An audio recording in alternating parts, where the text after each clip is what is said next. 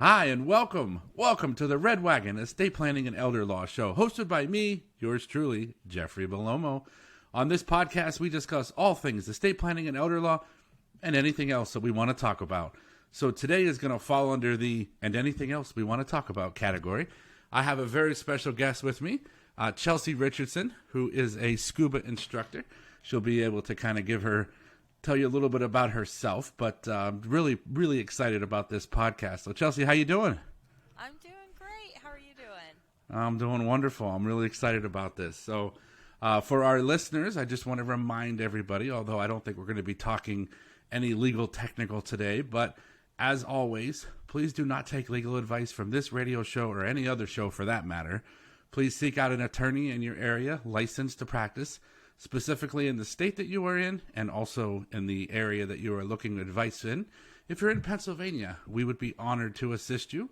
We are at www.belomoassociates.com or 717-845-5390.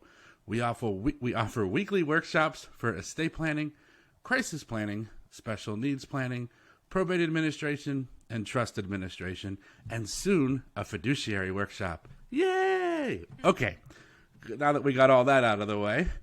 So, I'm excited tonight because Chelsey was actually my instructor as well as my daughter's instructor. On the last podcast, or last two podcasts, we had my daughter join as a special guest, and she talked all about scuba diving and her favorite dives, and she went on and on and on. And this is the person responsible for the excitement for her and how much she enjoys scuba. So I wanted to give Chelsey an opportunity to come on the podcast, tell you a little bit about herself and a little bit about scuba diving. So Chelsey, tell us about how you got into scuba diving and what made you decide to make it a profession.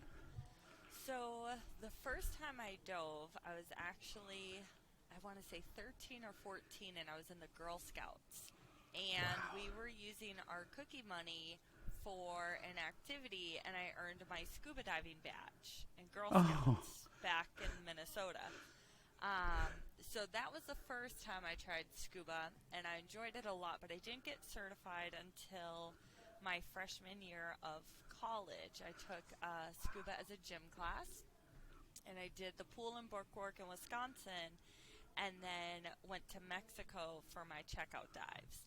And Wow. pretty much ever since then, I've been diving mostly nonstop in aquariums. I dove a lot for an internship in Florida, and now I get to teach, which is a lot of fun. That's incredible. Awesome. So do you have a favorite place in the world you like to dive, or any dives that excite you? Yeah, so I mean, of course, the Caribbean is beautiful and things like that, but honestly, my favorite place to dive is South Carolina. I love it there. Oh, very nice. We do sometimes get bumpier weather than other areas. We don't always have the visibility that other areas have, but we have way more fish life than anywhere else I've been. And I just love the density of the fish populations that we get in our area.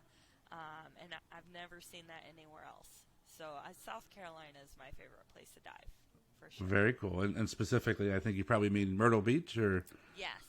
So we dive mostly out of the Myrtle Beach, Murrells Inlet, and Georgetown areas. So, yeah, my favorite local site would probably have to be the Gold Finch, which is about 18 miles offshore.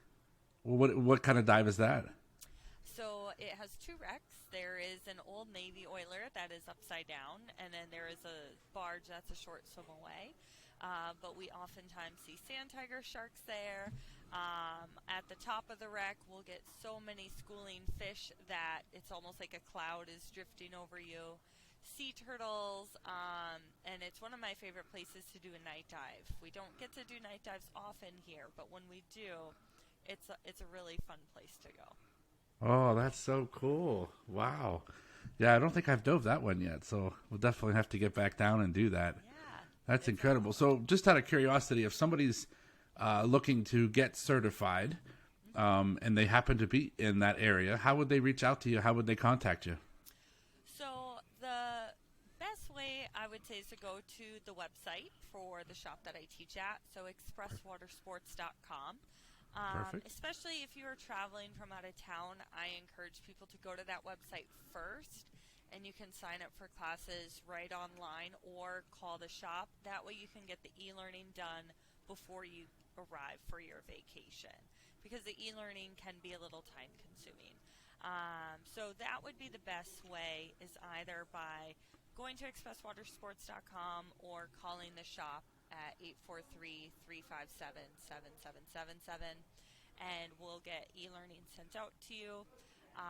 And then the pool work for most folks takes about 2 days, and then 2 days of checkout dives. So. Oh, wonderful.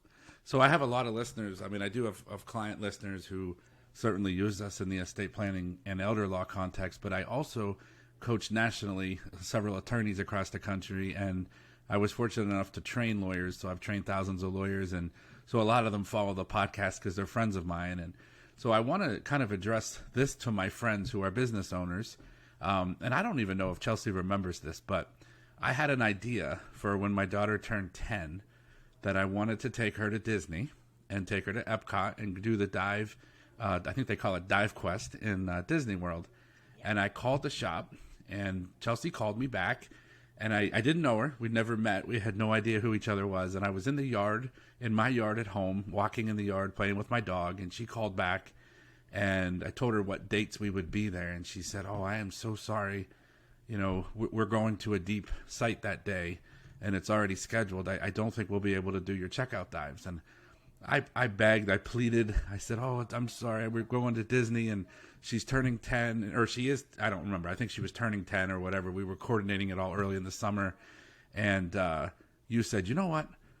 Let me call you back. I'm going to talk to the captain and see if there's anything we can do to get her certified." And then, of course, you made it work. And then we get there, and the weather wasn't great. So we ended up having to go up to North Carolina, I guess it was, to Bluestone Quarry. But you went above and beyond. You did not have to do that. You did not have to ask the captain to change the site. You didn't have to drive to North Carolina. Frankly, you didn't have to do any of it. And as I was prepping for this podcast today, the one question I always ask myself is, what stands out about the person? What is it about the person? And that always just resonates with me. Was you went above and beyond. You went out of your way. You didn't have to do that. You wanted a 10-year-old girl to have a memory that she'll remember for the rest of her life. And now, of course, we've become very close, and we get to dive a lot with you, which is amazing. And of course, DeAnna loves you, and she's gotten all of her certifications through you, and we couldn't be happier. So I just wanted to say to my business owners out there, just go out of your way, help people, treat people the way you want to be treated. And friendships and business relationships grow from it. And sure, did she go above and beyond? Absolutely. But certainly we've grown from there, both of us. And I wanted to say thank you publicly, and just tell people, it never hurts to be kind. Yes. Well, I think it's always good the more divers that we can get out there. So if I can do something on my side to try to make those dives possible, especially for the younger kids, because they're the future of the hobby, of the industry, things of that nature. And they're also kind of the voice for the ocean. They're able to communicate things that other people don't even get to see. So, if I can do something to make sure someone can get certified, I'm certainly going to try and do my best. So. Yeah, it would have been so easy to say, "I'm sorry," and end it there, but you didn't, and I'm really glad. I'm really, really happy that you didn't. So I'm curious, just because I get this question quite a bit from people who aren't scuba divers, and kind of questioned my sanity when I said that I wanted my 10-year-old to get certified. But of course, DeAnna, I think, is kind of a special, mature 10-year-old. So I guess my question to you is, what would you say to a parent who wants to get a 10-year-old certified in scuba? So I think the first thing for if a parent is looking to get certified or to get their child certified, there's a few things. One, what is the reason behind you wanting to get your child certified?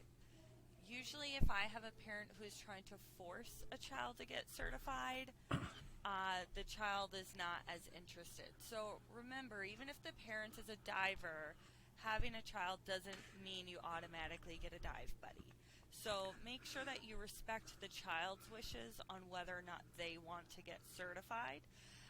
So that would be the first thing, is who is this certification for? Is it for the child or is it for the parent? So that's one thing that we want to make sure of first, because while you are the parent and you are signing off for the child, that child is still an individual who should have a right to say whether or not they want to be breathing underwater. So that's the first factor. The second thing for parents who want to get their child certified is be honest with yourself and your child about that child's maturity level. Some kids at 10 maybe aren't quite there yet, and that's okay. There's nothing wrong with that.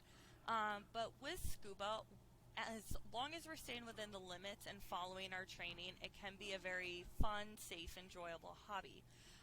But if we're not quite at that maturity level to absorb that information or to take things a little seriously at times, then that can lead to distractions or kids not paying attention. And as an instructor, I personally will communicate that with a parent if I see a child's having trouble grasping things. But be honest with yourself before you sign up your kid if they're mentally and emotionally ready for this yet. I would not have been. And this is not necessarily a male-female thing, although I'm sure there might be some of that. I would argue sometimes it is with some of my younger students. Yeah, I matured later in life, much later. And then also, I always encourage parents to try out a Discover Scuba program for a child before a certification course. Now, if the child was born and raised in the water, they grew up on swim teams, that's one thing. But if the kid is maybe unsure, it's a good idea to sign up for a Discover Scuba course before making a full commitment. One, just to make sure the child actually enjoys it. But also, children, the small kids, will sometimes have issues equalizing their ears. And that's something that gets better as they get older, but you don't know that until they're in a pool. And so it's really unfortunate when I have, sometimes parents who have invested hundreds of dollars in a class and a child can't clear their ears yet because their eustachian tubes are having issues. So we always, maybe try to Discover Scuba first to make sure that that the child is comfortable, that the parent is comfortable, and before making a full-blown commitment. So those would be my biggest recommendations. So who's the certification for? What is the emotional and mental maturity level of the child? And then sign them up for Discover Scuba beforehand. Got it. Those would be my, I think, 3 big recommendations. I remember, this is going back a couple years now, I guess 3 years, when DeAnna got certified. I was already certified, but she was getting her certification, and that first day we went out, it was very rocky. Probably normal for South Carolina, but, for a guy who gets seasick pretty easily on a boat, it was tough for me. I was not well that day. I was, and then I went in underweighted because there was definitely a current, and I had to come up very quickly because I was underweighted and I just was hanging onto the railing and my feet were flying. And so you set me up with one of the other drivers that were with us. And I remember getting on the boat thinking to myself, my 10-year-old daughter is in the water right now. And it's her first dive. The waves are like several feet. I mean, holy cow. And all I thought to myself was, she's with Chelsey. She's completely fine. Frankly, she's more mature than I am. And she's a very just level-headed child. I mean, for at 10, she was definitely well beyond where I was. And, of course, everything was completely fine. But I do remember that moment like, holy cow, I can't even stay down with my kid. Are you kidding me? But she's turned out to be a heck of a diver, and, man, she loves it. Well, and I think the parent-instructor relationship is important as well. I can't speak for all instructors. For me personally, though, I will reach out to parents sometimes before charter depending on what the conditions are. Now, part of that depends on the child. If I have a kid who's a junior lifeguarder, who's on a competitive swim team, and I know they're comfortable and their family owns a boat, they can handle more than a kid who's visiting from out of town. Right. So, and I use that discretion with all students, not just children. But with the children, I will reach out to the parents. So, this weekend I had some kids that were going to go out, and I don't have kids of my own, but I try to put myself in the parents' shoes. I'm like, well, if I had a little kid, would I want them in a wave that's, this high? I mean, we're not going to bring people out in conditions that are dangerous by any means, but we also want everyone to be comfortable. So, I reached out to the parents and I let them know this is what our marine forecast is looking like. Are you comfortable with your child being in water like this? Would you rather postpone? Because we want it to be a positive experience. You don't want a kid to get afraid and then be turned off by the sport. Or you don't want a kid to be super seasick and be turned off by the sport. The goal is to have fun, okay? Right. So it's not just, we're not just seeing, okay, what can we survive in underwater? And we want to have fun, we want to learn, we want to see things. So overall, it should always be an enjoyable experience. So yeah, when DeAnna's podcast that she did the other day with me comes out, I'll let you know. She went on a probably a 7-minute discussion of her favorite dive, and it was the night dive that she did with you. Yep, you got it.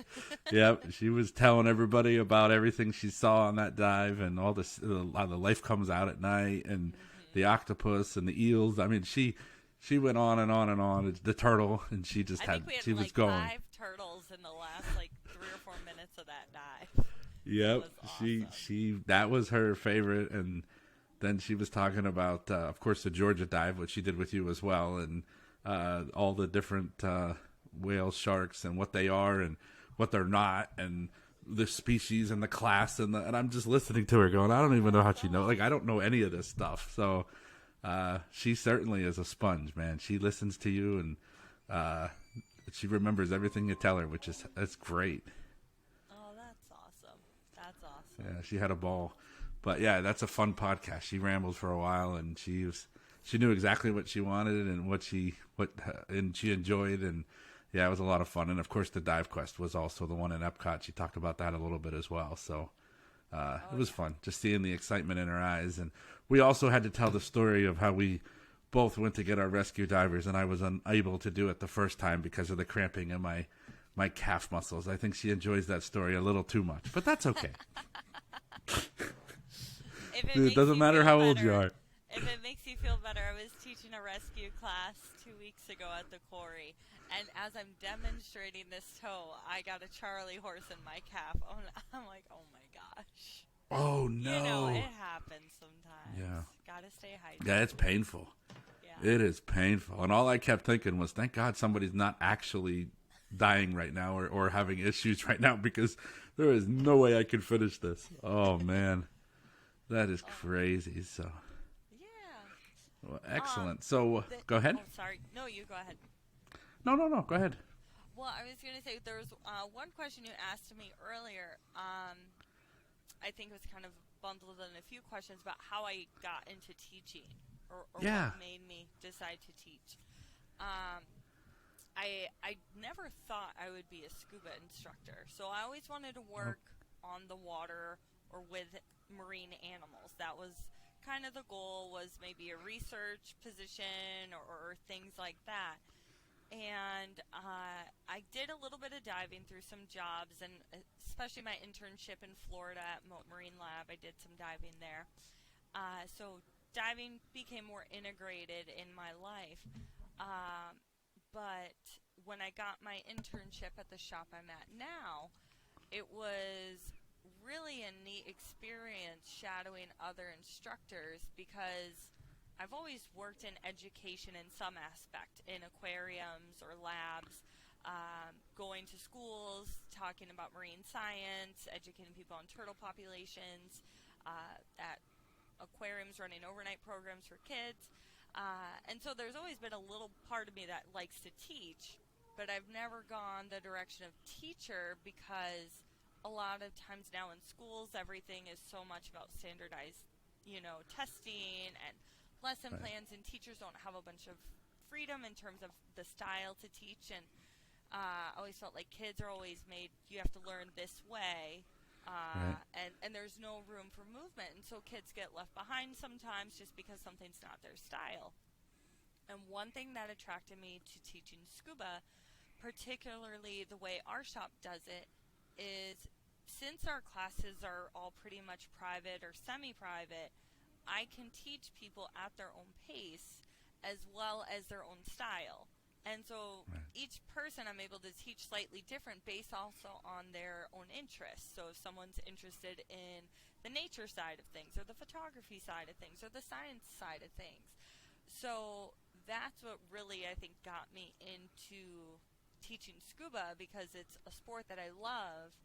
I can also share my love for the ocean and educate others on things we can do to help it, things we can do to spread awareness, but then I can help people overcome their fears or meet their goals or gain confidence because they're able to learn at their own pace, and it takes away kind of the rigidity of what a lot of standard classrooms have, where you don't have that flow to learn in your best environment or your best style. So that's kind of what I really incredible. fell in love with teaching scuba. It's you can teach people the way that they learn instead of everyone being forced to learn a certain way. That's incredible. And I have to tell you, as the dad of a 13-year-old girl who is loving scuba, the lessons, the waste in the ocean and the plastic straw that she brings everywhere and the plastic bags that we bring everywhere for groceries, and she listens to everything you say, and she really takes all of it in. And I mean, I would not be surprised one bit if she ended up following your footsteps and doing something, in marine life. Or, I mean, she certainly has the bug. And for our listeners, I'll have to bring Chelsey back on. In a few weeks, we're going to be in Bon Air diving together. So after our dive, we're from today. That's incredible. Is it really? Oh, 2 wow. weeks from today, we'll be scuba diving. That's amazing. So we'll have to have you back on to talk about, maybe we can have Dee join me, and we can do, the three of us can talk about Bon Air and our dives and what we saw there, and give maybe listeners tips if they're going to be going to Bon Air, what to do and what not to do. But that'll be fun. A fluoro dive, then she'll get real chatty. All right. Oh, yeah.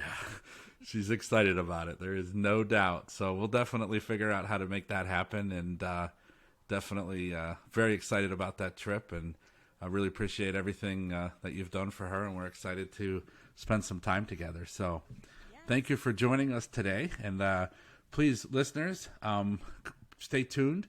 There probably will be another one, a follow-up after Bon Air. And so if you have any questions that you want me to ask Chelsey, please reach out to me. I'd be more than happy to ask those questions and get more of an insight from a scuba instructor perspective. So I'd like to thank you all for joining us. Chelsey, thank you for being here today. Also, always remember, listeners, don't take advice from this radio show or any other show for that matter. Please contact an attorney in your area who is licensed to help and assist in the area that you're looking for, someone who is an expert or specializes in that area. If you're in Pennsylvania and you're looking for estate planning and elder law advice, we would be honored and humbled to help you. You can get us at 717-845-5390 or www.palomoassociates.com. And then one more time, Chelsey, if you don't mind, let them know about how to reach out to Express Watersports if they want to set up a time to get certified. Of course. So you can go to expresswatersports.com or call our shop at 843-357-7777. It is coming into our off season now, but that's a perfect time to start e-learning for the spring and summer courses. Sounds good. And I absolutely highly recommend Express Watersports. And all the team members there are incredible, but especially Chelsey, an incredible human being, a great diver, but just a better person. So thanks for joining us today. And we appreciate everyone listening to the Red Wagon Estate Planning and Elder Law Show, where we talk all things estate planning and elder law and anything else that we choose to talk about. We look forward to seeing you on the next podcast. Have a wonderful day.